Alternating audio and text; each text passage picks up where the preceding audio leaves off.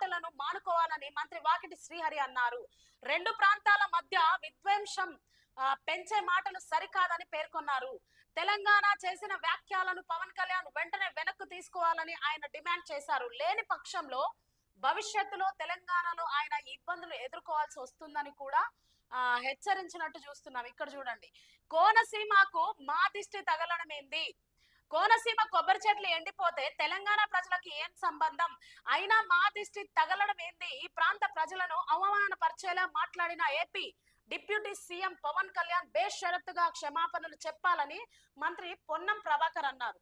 చూడండి, ఆయన ఒక అధికారికంగా ఉండి, అట్లనే ఒక మంచి స్టేజ్ లో ఉండి, సమాజంలో ఒక గుర్తింపు ఉండి ఇలా మాట్లాడడం ఇది ఎంతవరకు కరెక్ట్ అనేది ప్రజలారా మీరే తీర్పు ఇవ్వండి. అట్లనే ఆయన ఇక్కడ దిష్టి అక్కడ తగిలింది, అక్కడ దిష్టి ఇక్కడ తగిలింది అనే బదులు ఇక్కడలాగా అక్కడ కూడా మీరు రెడీ చేయండి. ఆంధ్రప్రదేశ్ ని అక్కడ కూడా డెవలప్మెంట్ చేయండి.